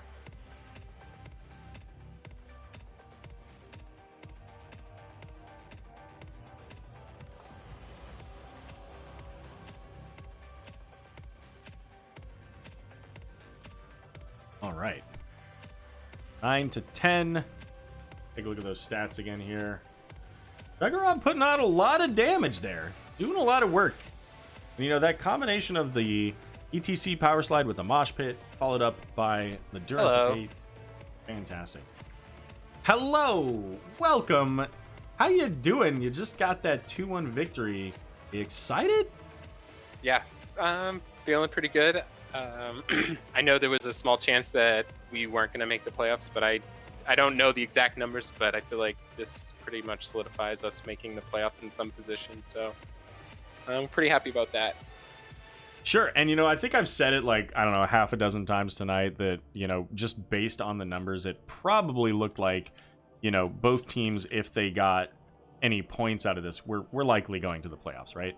And so I would assume that obviously getting a 2-1 would set you up for that. So if that's the case, congratulations. If it's not the case, then still got one more week of games, so yeah. Then congrats on hopefully getting there next week, I guess, right? Yeah, exactly. So, all right. So let's start with, there were so many exciting plays tonight, but let's start with game 3, okay? Because game 1 and game 2 were, back and forth. Both teams played really well. Game 3, though, comes down to, at the beginning, I said, I like your draft more because I felt like ProBUs had a lot more to execute. And they had a great execute up in that top shrine, right? The triple kill onto your backline. Yeah. I was just like, well, there you go. That's the 25% they need. But then you get the patient bush gank at the end. So how much of that planning, how much of that was, how much earlier did you decide to do that? And did it go according to plan? Were there any, oops, we didn't expect this? As far as that particular bush gank, yeah, we'll start with that. I think you could probably see that we were trying to make a bush gank play, but Lunar constantly had her wisp in the right place, so it was really difficult to get into a position to do a bush gank where they wouldn't see us coming. And so we were like, all right, let's actually our Zool player Kent made the call. He's like, let's just go 5-man push. And then we saw them leaving the top lane, and they're like, all right, we're going to just dangle the Zool out there because he had been caught out a couple of times. And so we'll dangle him out there, and hopefully they won't put the wisp ahead of it. And then luckily, I don't think they did. And we were able to basically get what we were trying to do the entire game. It just happened to be at a very opportune time. Well, and it was a great way to set up that play because you had the ETC mosh after the power slide, then you had the Durance of Hate coming in, which, by the way, at the end of that gave them a several second silence, and there was just nothing to be done about it. They literally could do nothing to survive that. Maybe Sound Barrier saves them for a brief second, but the damage potential between Mephisto and Zool when they can't stop him is disgusting, right? As we saw, they just all fell over and died. So definitely a highlight play. Bush ganks are always really exciting to watch and see how they play out. So many times you have a bush gank and it's just crickets. Nothing happens. They don't, or maybe they check like you guys did up in the top shaman camp. But that was definitely a highlight play for sure. So I've been trying to get chat to tell me who they thought the MVP was for the series. They haven't actually given any names, so I'm saying this because I'm hoping they'll come back. But let's kind of go back to game number 1. You guys had pretty consistent bans from them on the Anduin. Then obviously things kind of adapted. You guys had some Greymane, you had some Chromie. Game number 1 looked kind of back and forth for a little while, looked very even. How do you guys ultimately, you stay ahead throughout most of that game, and how do you make sure that there's not something that comes back to you that causes any issues? Like, what were some of your steps to making sure that you were always just one step ahead? I think right in that particular, actually in most games, we really try to play as patiently as possible, and I think that it showed in game 2 when we weren't playing patiently. But in game 1, like we knew that we had plenty of we had the level advantage. I'm just trying to think back. But on that the bottom protector, like we knew that we had the level advantage. They were all over the map. We knew that they had to come and fight into us, and we had some pretty good success early on fighting into them. So we were just trying to stay patient, basically. That's how I try to call, and that's how we try to play. So there was a particular play that I thought was fantastic, and I'm interested to know if, kind of like what you just described with the Zool in this last game, where Imperius, who was up there in the top lane, Souza, ultimately, we'll say, sacrifices themselves, and you guys get the free push in the bot lane, ultimately get all the way to the keep wall. So was that a play that you guys kind of expected? You were trying, they almost, I don't know if it's a male or female, but they almost made it out even. There's a moment where you see the rest of ProBUs kind of walk away, and they're like, wait, how? What? They get him, but you guys get the fort and have to keep wall. So, like, was that something that you guys planned on? Like, dangling out as bait, or was that just an opportunity moment? That was more of an opportunity moment, but we knew that we wanted that bottom fort, so we had switched the lane, so Imperius was going to be clearing lanes mid-top instead of just bottom, because we wanted to secure the fort for the next objective. So, I mean, it was partially planned, but obviously, we never want anybody to get picked, but it happens, and we try to make the best of it, and I think we did in that particular situation. Sure. So obviously it worked out. You guys ultimately go on to win that game. You get Brax's holdout selection as game number 2. So, like you said, not quite as patient. Ultimately, what happened to them in reverse kind of happens to you guys in game number 2. Souza got a little bit aggressive on that top point, and then everybody kind of followed in. So yeah. What are some of the takeaways from game number 2 that you guys, learn from, so that in your next set or in your playoff series, whoever you play against, you take that game, that you win that game? What is 1 or 2 things that you identify that you guys could have done better with? In that particular game, I just think we had a really hard time. Their Mal'Ganis was really disruptive. I just think they played in that game, in game 2. I think they played really solidly, and it forced us into some unfortunate positions where we felt like we had to press when really we couldn't. And so, I mean, I'm gonna have to go back and look at the tape, but quote unquote, and see what we could have improved on other than that top. But I felt like us losing that map had more to do with how well they played versus how us making mistakes. I didn't feel that there was like a couple of times where we overextended, maybe hung out a little bit too long. But really, like with the Li Ming and the Hanzo, like, and then the Mal'Ganis was so disruptive, we really couldn't get in there. And then every time it felt like we're about to win a fight, it's like Lucio just speed boosts them out, drop the beat, and then like they're just turning around on us because they're just now back up to, they've got full health and are health and shields, and they're healing back up and charging us. So Sure. And you know what? I mean, sometimes it's not necessarily that you did anything necessarily wrong. It's just that, like you said, they just did things a little bit better, right? And so it's not always that, hey, we have to change how we do this. It's sometimes just minute adjustments. But you guys ultimately come back in game 3. You're successful in game 3. But a lot of game 3, you guys kind of struggled to stay in, right? You guys were behind in kills for almost the entire game. The structures up until you got that mid keep, were a little bit behind. So what were some of the things that you guys talked about as a team, or if anything, to make sure you kept your head in the game? I think one thing we did a little bit differently is that we tried to stay closer as a 5-man. In game 2, as Orphea, I went all the way down to clear, and that sort of created an awkward situation where the solo laner wasn't solo laning and the mage was solo laning.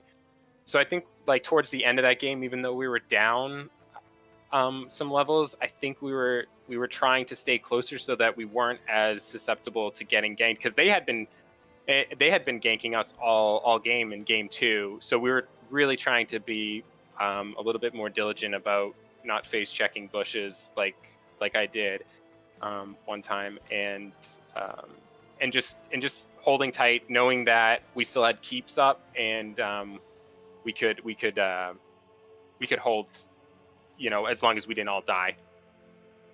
Sure. Good deal. Well, the last question I like to ask is just simply if there's any particular moment, any game, any of the 3 games, doesn't have to be you, doesn't have to be your team, but was there any particular moment that you thought was a highlight moment that you wanted to call attention to? So that maybe we caught it on stream, maybe we didn't, but any particular moment that you want to call out? I mean, I think that Bush setup on game 3 was kind of the big takeaway. I don't know if, for us at least.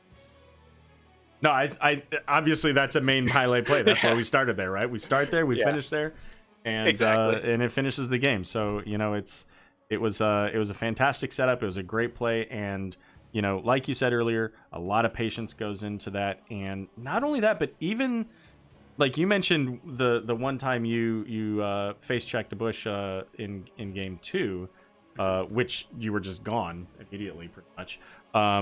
But it requires you have to time that right? Even set him you can't just be in the bush and then just everybody just goes. You have to time everything correctly for it to work, and that worked out well for you guys as well. You did it right, in the right order, at the right time. So, well done. Any shout outs you'd like to make before we take off? Of course. Thank you for streaming, Arrow. Appreciate it. Thank the FMJ and all of our subs and those that are watching, and also thank you to the ProBUs. I'm good friends, or I play often with a lot of them, and so it was a really fun matchup. I knew it was going to be fun, and I knew it was going to be competitive because they are very talented over there. So just glad to have picked up the 2-1. Good deal. Do you happen to know who your next opponents are? Yes, it's I Must Feed. I Must Feed, and they're a little bit below you guys on the standings. They're at 8 points right now, so obviously you guys are at 17, tied with your math teachers. Do you happen to know if you beat your math teachers or if they won? They beat us, yeah. Okay, so I can't remember if it's a domination. It may have been a domination. Gotcha. Okay, so you guys are in the same place right now as far as points, as far as standings. All right. Well, hey, listen, good luck with the rest of your season, and presumably in the playoffs as well, and maybe we'll see you again in one of these matches. All right, thanks so much. Take care. You too. All right, everybody, so that's going to wrap us up. We're going to take a look and see, what else is going on in NGS. There's some other games out there, so we're just going to check to see who's playing them. And it looks like, Majesty was in here earlier, so why don't we send everybody over to visit Majesty, get a little CCS versus, and I already went off. Well, I saw that CCS was one of the. So we'll go ahead and send you guys over there. Thanks for joining us. Have a wonderful night. Great job to both teams, Full Meta Jacket and ProBUs Drift. It was a really fun match to watch. And the votes are in, and the MVPs are being counted as Scoops and Souza. So there you go. You guys get to share the MVP. Have a wonderful night, and we'll see you soon.